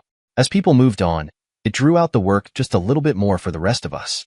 I ended up doing some general construction toward the end, painting and putting down molding around door frames and other little touches. We'd had a crew of 50 when I'd arrived here, and the site had been filled with the sounds of power tools and trucks. Now, on the last day, there were only 6 of us and Dave. His job was golden. He was moving on to a contract in Georgia and taking 3 of the guys with him when he went. "Sorry I couldn't take you, Ham," he said. "What we're doing is general contract work. Nothing I could justify your salary to do." We'd finished the last touches at lunchtime, but we were hanging around and shooting the shit since we were paid for the day. He handed out the last paychecks and a round of bonuses for those of us that had stayed and surprised us with a couple of flats of beer. We all had our trucks backed up to the office and we were sitting on the stairs or the tailgates and talking about what was next for us. "My brother lives in Birmingham," I told them. "He just bought a house, so I'm going to stay with him for a while and help him get it in shape. Then I'm going to start looking to use my degree rather than my hands." That got a little laughter. I was well liked at least in part because I was a guy with a degree that didn't think he was too good for the work here. Most of these guys had gone to a trade school to be here and weren't cut out for much more than that. "I'm surprised that you haven't invented an app and started making millions," one of them said. I thought about that and nodded. "I suppose I could start working on some for construction sites," I admitted. That started some of the guys offering suggestions. I knew that there were super durable phones now for people that worked in job sites, and there were even tools that connected to phones that were getting some popularity. I had a laser thermometer for mine, and there were a number of tools, like a rangefinder and a laser level that I thought were a little too situational for my liking. I used my thermometer all the time though. I'd check the temperature of my door handle before getting in my truck, check the temperature of the meat in the cooler at the market before I'd buy it, check the heat coming off the driveway before I decided whether I was putting on shoes to get the paper or not. It was incredibly useful day to day. That got us talking about software to carry blueprints and job site inventory systems, and a dozen other ideas that ranged from startlingly good to just plain silly. I decided to start working on it in my spare time, and I promised to let them know if I came up with anything useful. So, we drank, we talked shit, swapped stories, and passed that last afternoon pleasantly. Inevitably, beers and guys combined to lead the conversation to bragging about women. The first couple of times it came around to me, I managed to be up getting another beer or letting go of the last one. My luck couldn't hold though. "What about you, Ham?" Dave asked me. "No tales from the ones that got away?" I shook my head. "Not really. Only had 2 women in my life. First one is married to my brother now. Took a long time to get over that." "What about the second?" he asked. I shook my head. "Car crash," I said. "Same brother was driving the other car." "What are the odds, right?" "No shit?" he asked. "That's rough." "Yeah. She died 2 years ago. I'm just starting to think about dating again. Family reunions are now just me and my other brother." "Damn," one of the guys said, and that brought the mood down considerably. I decided I needed to help it along, so I told them about the last time Sabrina had come to visit me. The next morning, I couldn't find the bottle anywhere. My apartment was locked from the inside and I was alone, but that bottle was just gone, like it had never existed. It was a great story. They looked like they were a little creeped out by it, but I knew that the tale would spread the next time they needed a ghost story. It was 90 degrees out and the only thing sweating more than us was the cans of beer, but I saw each of them shiver as the tingles climbed their spines. I grinned and hoped that Sabrina was watching. She loved a good story. "Man, that gave me the heebie-jeebies," Larry said. He'd been one of the first guys hired, and he stuck it out to the end with the rest of us. He looked up at the sun and crumpled his beer can. "I think I'm gonna go, though. It's almost quitting time anyway. Fellas, it's been a pleasure working with you. I'll see some of you in Macon. The rest of you, I hope you do well, and maybe I'll see you again on the job." We all shook hands and then he got in his truck and took off for the last time. A couple of the other guys were interested in doing the same and said their own farewells. Finally, it was just me and Dave. "Go on home, Ham," he said lightly. "I'm just locking up here and then the job's done." "Yeah," I said and looked around. "Feels weird to see the site this quiet, you know?" "Yeah. We've been raising a racket for a while," he agreed. "There's still half a case of beer left. Take it with you." "You don't want it?" I asked, surprised. "Nah. I'm flying out to Georgia in the morning. Already got everything packed and ready." I nodded and followed him into the office, collecting the last of the beer. He followed me back to my truck with a large box, sliding it into the bed. "What's this?" I asked. "Just a little something to help with your brother's place," he said and put a finger to his lips. He opened the flap and there was a bunch of the gear that I'd need to help install the automation in Mike's place. He beckoned me back into the office and added a couple more boxes and a spool of the cable I used to connect everything. "You sure this is kosher?" I asked. "Don't care. I already wrote it off as used," he said with a shrug. "No one here can use it. You might as well hang on to it." "Thanks, Dave," I said and shook his hand again. "Thanks for all your hard work," he answered. "I emailed you a recommendation from the company and another one from me personally." I think you can count on Larry to recommend you to everyone he can just in case you use your voodoo powers to put a curse on him." He smirked. Larry was a good worker, but could have thin skin at times. The bottle was a nice touch. I cocked my head and smiled. "You don't believe me," I said, chuckling. "It actually happened. I scoured the apartment for a month looking for it. Went through the trash, and it was just gone. I thought I must have moved it in my drunken stupor, but I couldn't figure out where I put it." He looked at me funny. "No shit?" "No shit," I promised. I might bullshit Larry just for the fun of it, but no, this is on the level. If there's an explanation, I want to know what it is too. He nodded, and we said goodbye. I packed the boxes a little better so they wouldn't slide and put the beer in my toolbox for the trip home. When I got home, I took the boxes into the apartment and then took the beer up to the fridge. I never drank the hard stuff anymore, giving away the last of my collection to Mrs. Sanchez after that night. I showered and changed, coming down for dinner and letting her know that the job was done. She nodded and smiled sadly. "I'm gonna miss you, Ham," she told me.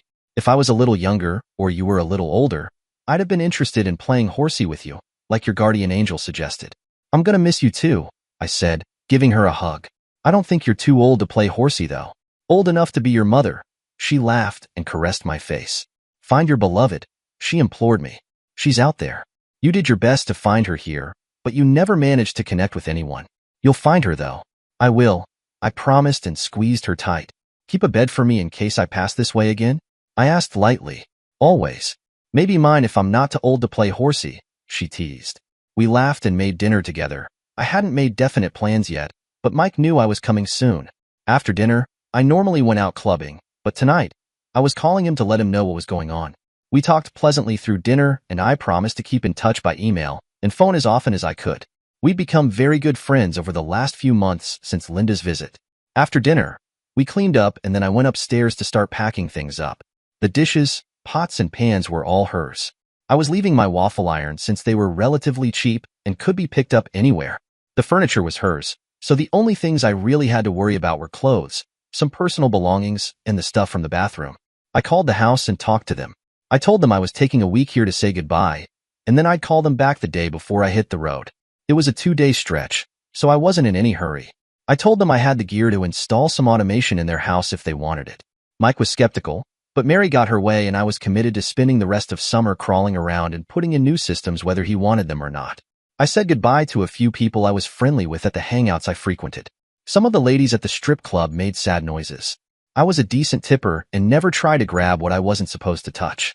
Part of that was I saw one guy get creamed and arrested for doing it, and partly it was because I wasn't that kind of guy. My last night in Austin, Mrs. Sanchez and I went out dancing like most Fridays. She liked to dance, but I'd been hopeless. She taught me a lot, and I wished I could pay her back. She always seemed to enjoy her nights out with me, but she always made sure to end them at the door, no matter how flushed and clingy she was by the time I made sure she got inside. This night, though, she was drinking a lot more than normal, and she was touching a lot more than she usually did. I figured tonight was her last night with me, so she could drink to her heart's content and be as affectionate as she wanted. By the time we closed out the bar, she was ripped. I had to help her to her car, had to help her into it, which afforded me a very good view of her treasures as dignity abandoned her. I tugged her skirt back down from where it had hiked up, got her belted in and started home. My truck was mostly packed for tomorrow. I had the crew cab packed with the boxes and most of my clothes. All I had was an overnight bag and my bathroom stuff to toss in the truck. My toolbox was an immense metal beast that I couldn't lift. It was bolted in place and wasn't moving without tools or superpowers. If someone was going to steal it, they were welcome to it. I wasn't going to object to someone strong enough to move it, so I made sure to park her car so that I could get the truck out in the morning. I brought her to her door, but there was no way that she could make it on her own. I fished in her purse for the keys and got the door open, but she was going to collapse as soon as I let her go. I sighed and helped her inside. I got her up to bed and was going to leave her there, but I couldn't.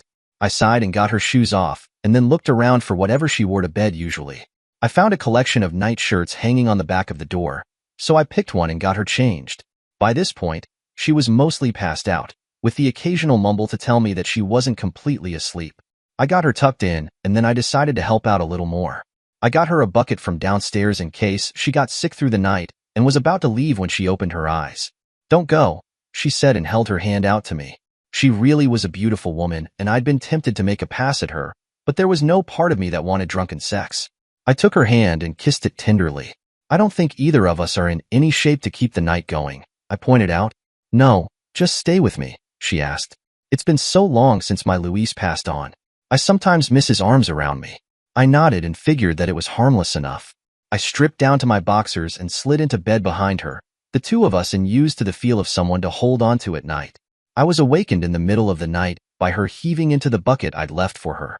I sat up and held her hair for her while she was sick, and then I took the bucket to the bathroom, got rid of the contents and rinsed it out before bringing her back a glass of water and a washcloth in case she needed to be cleaned up. She was grateful for both and was back to sleep before I took the glass and cloth back to the bathroom. I brought the bucket back just in case and then went back to sleep myself. The next time I woke up, I was alone. It was morning and I could smell breakfast. I was just stretching when she came in with a cup of coffee for me. No, don't get up, she told me. It's your last day. I'm making you breakfast in bed. She smiled and didn't seem to be any the worse for wear after last night. It's almost ready. I'll be back in a few minutes. I sipped my coffee and slowly woke up. I could get used to starting the day like this. She appeared a few minutes later with a steak and egg breakfast, toast, hash browns, and juice. She put the tray on my lap and then slid back into bed with me. You have a long drive today, she reminded me. You need a good breakfast before you get on the road. She kissed my cheek. Thanks for taking care of me last night, she said, slightly embarrassed. I don't normally go that crazy. It's okay, I said. I was glad I was able to be here for you. I kind of got the impression that you were going a little harder because I was leaving. She nodded. I'm gonna miss you, she admitted and took a piece of toast from the tray, nibbling on it. Luis and I never had kids, but if we had, I'd like to hope they'd have turned out like you. She smiled at me and I smiled back, touched. I'd shed a lot of tears, but when my eyes misted over, it wasn't out of pain or sorrow or loss. I was deeply affected by what she'd said to me. I carefully put the tray aside and then wrapped her up in a hug. When everything happened with my brother, I sort of lost my mother. My father was never any great prize, but I've missed having someone like that in my life. She hugged me back just as tight. I remember that the last time I hugged my mother, I'd felt nothing. There was none of the love that a hug from a mother should be filled with. I found that feeling laying in the bed of a woman I'd have been happy to have called my lover if things had been just a touch different. We stayed that way for a few minutes, and then she pulled back and kissed me on the cheek. Eat up, she told me with a smile. You don't want it to get cold. She ate most of the toast, and I figured that her stomach was a little too tender for more than that. I focused on the rest, and we shared the OJ. My life had started to mend this past year. I wasn't dwelling on Sabrina. I'd found a woman that I could think of as a mother more than my own. I'd come a long way toward forgiving Linda and Billy, although I still wasn't sure I could ever see him without wanting him dead. When breakfast was finished, I gave her a longer, more lingering hug. I would have been very happy to have you teach me how to please a woman again, I whispered to her. She laughed and bit my ear lightly. I'd have ruined you for other women, she assured me. Don't forget to call me often, she begged. I'll miss you terribly. You need to find a new dance partner yourself, I told her. I don't want you to sit at home all the time. She laughed. So you're gonna be my guardian angel now? It's time we both started living again, I said ardently. I want you to find someone and maybe come up with a last-minute ankle-biter of your own. She smiled at me and patted my cheek. Being a mother is one that I missed out on, she told me with a rueful shrug. I stopped about a year ago. Maybe God was telling me that the son for me had already arrived. I hugged her tighter, and she held me just as hard. I finally had to let her go, but I kind of wanted to delay my departure now that we were talking about it. You'd better believe it, I told her. You're stuck with me now. Good, she said. When you meet your special lady, I want to be invited to the wedding. You'd better be there. I smiled and kissed her very gently on the lips. I love you, Rosa, I told her tearfully. I love you too, Peter, she said. She'd always called me Ham, but this was a very special morning. She shooed me off to shower, change and finish packing while she worked around the house. She had some students that were coming in the next few days, so I didn't have to worry that she'd be alone. She was only taking on women this year, claiming that they were less trouble. I was relieved about that. I didn't like the thought of not being here if she had trouble with one of the tenants. I showered and cleaned up the shower afterwards. I started the washer as soon as the towels were ready to go in and then got dressed and looked through the rest of the house for anything I might have missed. I knew Rosa would take care of me and send along anything I missed, but I wanted the place to be ready for her to move someone in right away. I put the towels in the dryer and then started taking the last of my bags out to the truck. I brought the keys back to the house and told her I'd left the dryer running with the last towels I'd used. You didn't have to do that, she said. I was going in later today to strip the bed and wash the sheets anyway. Crap. I meant to do that. I berated myself. Sorry to leave that with you, I told her. Also, I left my waffle iron in the kitchen. Don't send it to me. I left it here on purpose. She nodded. Okay, she said and kissed my cheek, wiping away the lipstick when she pulled back, just like a mother would. Get on the road and call me when you get where you're going tonight, so I don't worry. I smiled and hugged her one last time. We should have had this talk months ago, I said. Yeah, she admitted. But we'll have plenty of time to catch up later, she promised. After that, I had to go. She had Mike and Mary's new address and the phone number there. I got on the road and immediately wished I wasn't leaving. I turned on the radio and listened to take my mind off saying goodbye to a sweet lady who'd become very important to me this past year. After a while, I stopped being sad about it and looked forward to seeing the kids again and their parents to a slightly lesser extent. I made it through to Jackson, Mississippi that night. I called Rosa to let her know I'd made it safely and then called Mike to let him know the same thing. You're practically next door, Mike told me. You couldn't drive another 3 hours? I could. I chuckled. I'm taking my time though. The drive's been pretty good. I'll leave early tomorrow and be there for lunch, I promised. All right, he said. We'll have your room ready when you get here and after lunch, I'll put you to work. So much for my vacation, I said with a laugh.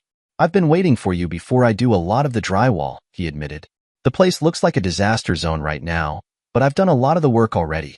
Okay, I said. Does Mary have a place to take the kids while we work? Sheetrock dust can't be good for them. Of course, he said, disappointed I hadn't thought he'd think of it. We're still renting the old apartment for now.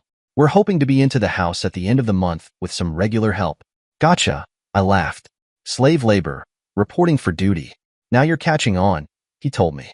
We hung up and I called Linda after a moment's hesitation. She knew I was done in Austin, but not that I was on the road at the moment. I told her that and caught her up on a few things. I didn't tell her how close I'd gotten with Rosa in the past couple of weeks, but she knew that I'd been closer to her since the weekend she'd come to see me. We talked for about 20 minutes, and then I settled back to watch some movies on my laptop, and then I turned in early. I was checked out and back on the road before the sun rose the next morning. I was glad to have my sunglasses because as soon as the sun crested the horizon, it was like a laser beam right into the back of my skull. I got into Birmingham and went to the apartment first to drop off my clothes. Mike and Mary were both surprised to see me so early and came to hug me tightly before I could collect hugs from the kids. I took a moment to call Rosa and let her know I'd arrived safe, and she told me to keep calling her so she'd know I was doing okay. I'd brought presents for the kids, but those were packed in my luggage, so they'd have to wait for tonight. We weren't expecting you until later, Mary told me. I got an early start, I told them. Mike was whining about how much work there was, so I'm here to save the day. He punched me in the arm and called me a name that Sabrina immediately copied. Mary was not amused. We got out of there, and I followed him to the new place so we could start working. It turned out that the house was in good shape for me to wire everything. Mike really had ripped out most of the old sheetrock to install new insulation, upgrade the wiring, and replace anything that didn't look right when he gave it the stink eye. I'd also been doing this for a year, so the installation went pretty quickly. I had it wired in a couple of hours. God, he said when I was done. That was fast. We did 300 houses this past year, I told him. I could do this in my sleep. He nodded, and we got to work on the rest of what he needed to do. Mary called us for lunch, and we locked up the house. We left my truck there and drove back together. You look like you're more comfortable on the job site than in a desk chair, he commented on the way home. Maybe so, but it'd be a nice change to do something with my degree, I said lightly.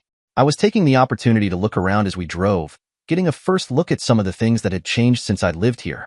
You also seem more relaxed than when you left. What's that about? That's some news I have for after the kids go to sleep tonight, I told him. Are you sure you're going to be okay with them in with you? He asked. Yeah, I said.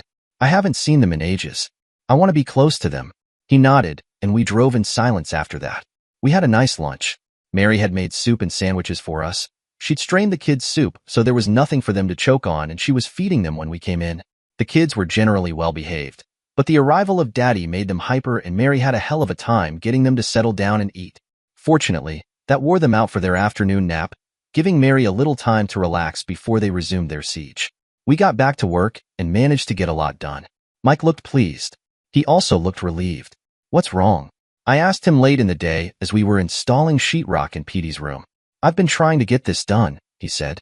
Things are a little tight with us paying for the apartment and the house.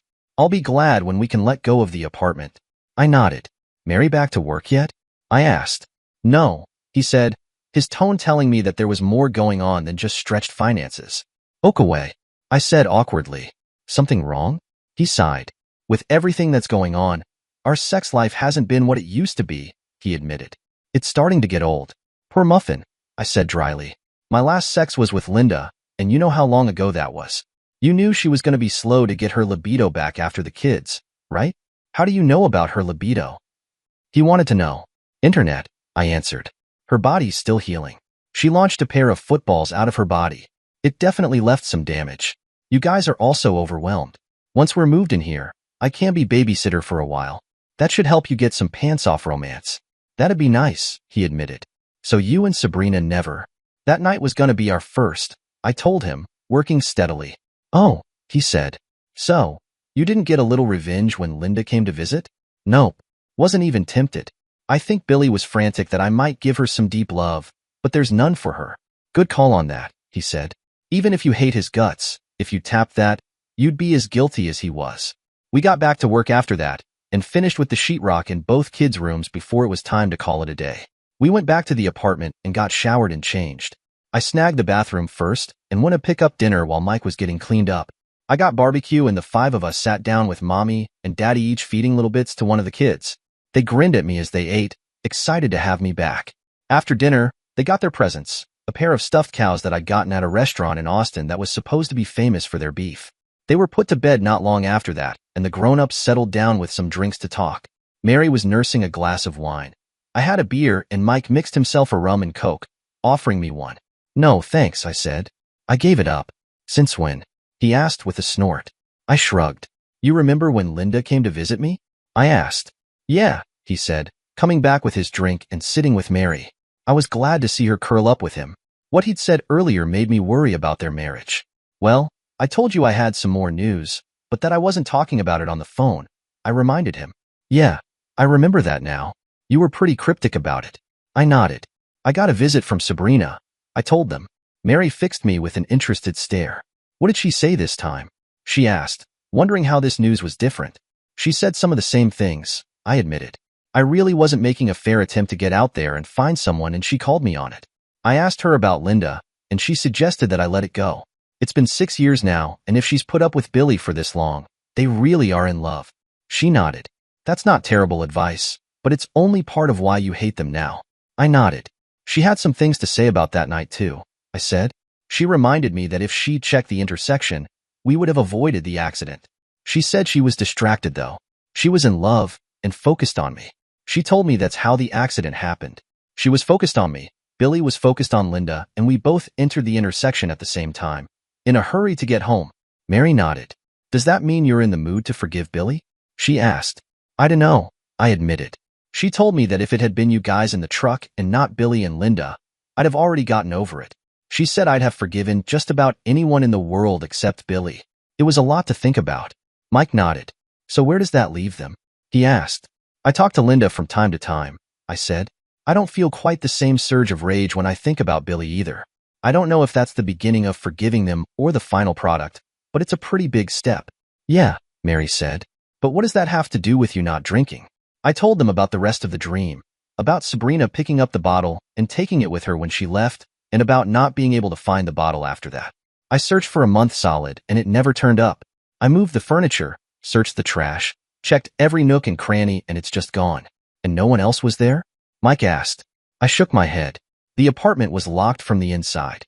Spooky, he commented wisely. So that means you've sworn off the hard stuff, huh? Yep, I confirmed. She asked me to stop, so I gave it up. You were drinking a fair bit? Mary asked sympathetically. Not really, I said. Once or twice a month I'd sit down and drink with memories. She nodded. That's still troubling that you were drinking alone. I guess she thought so too, I agreed. In any case, Linda didn't believe in that sort of thing before, but seeing the change in me overnight makes her consider it. We sat up and talked for a while longer, and then I called it a night. I told them that I'd handle the kids overnight, and they should try to sleep. I was up several times through the night, with one or the other, but I was glad to do it. I changed muddy diapers, soothed nightmares, and sang softly to get them to stop fussing and go back to sleep. In the morning, I turned the kids over to Mary so I could start working on the house while Mike was at work.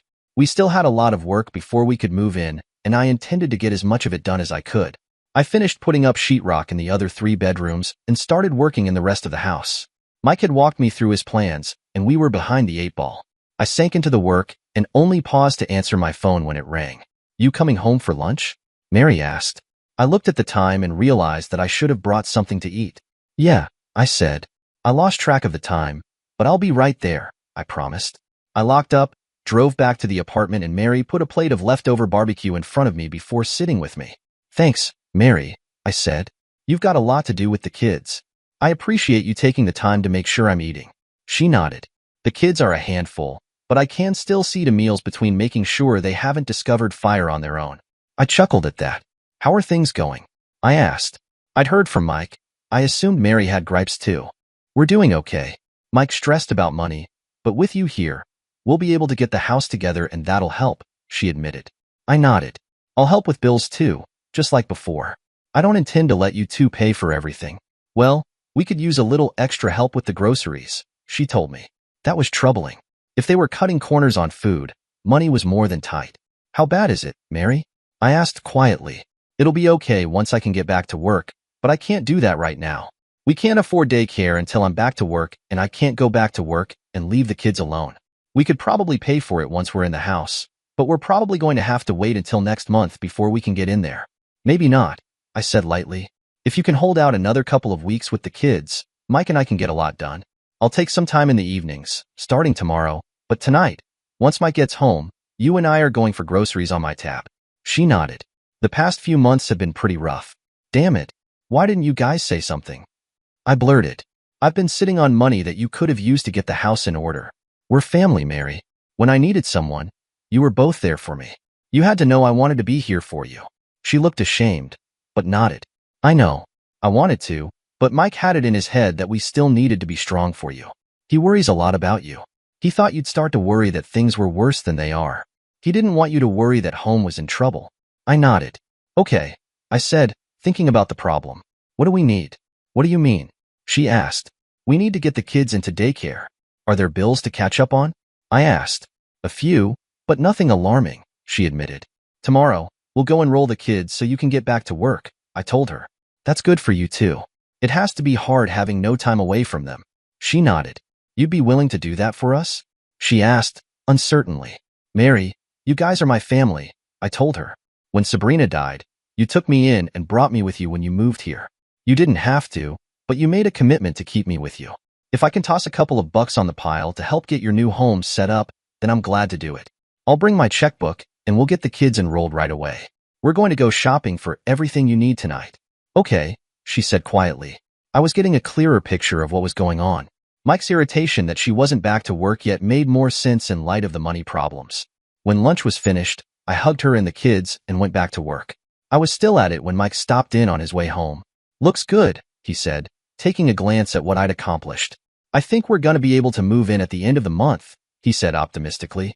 I thought that was overly ambitious, given that we still had so much work to do. "I'll do what I can to get everything done," I told him. "There's still a lot to do, though." "Not to worry," he said.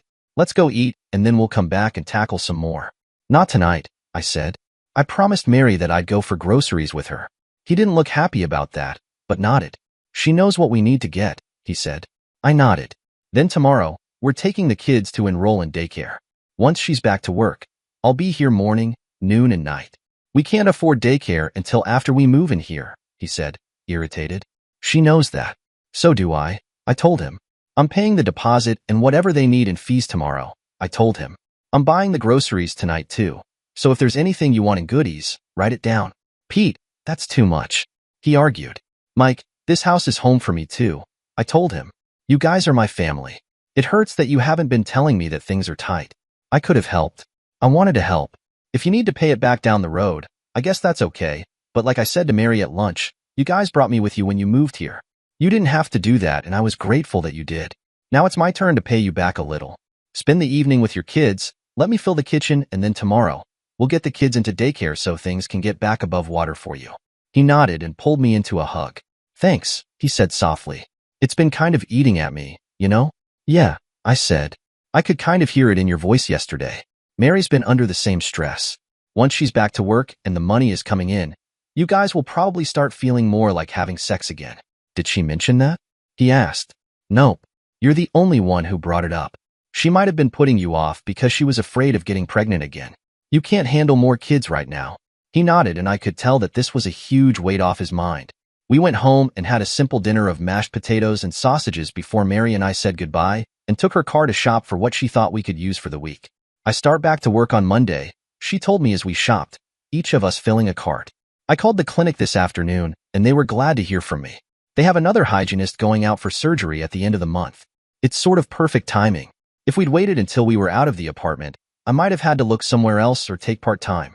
I'm glad I could help, I said, meaning it. We stocked up on a lot of staples that she said they were low on and managed to spend an obscene amount at the Walmart Supercenter. We brought the groceries home and put them away, Mike shaking his head at the amount that we'd bought. It was a good feeling to give back to them after all they'd done for me. I still wanted to kick Mike for not telling me about the problem in the first place, but we were past that now, so I was happy to just let it go. It took all of an hour for us to get the kids into daycare, and they took them right away. They fussed at first, but soon they were socializing with the other kids, and we were mostly forgotten. I got a big hug and a kiss on the cheek for doing this, and when we got home, we both changed and went to the house to work. Mary was capable of helping some, but mostly she swept up while I did the work. She hadn't seen the house since the renovation started, and she was amazed at the progress.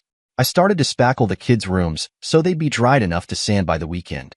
I still needed Mike's help to put the sheetrock on the ceilings in the other rooms, and then we could work on them too.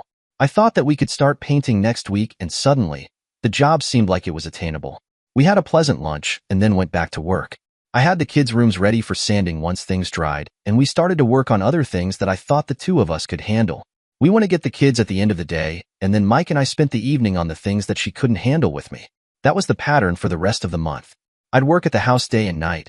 Mike would join me in the evenings while Mary picked up the kids. I made sure to be home in time to make dinner for all of us so Mary didn't have to, and the weekends were Mike and I all day. We managed to get the house ready enough to move in at the end of the month.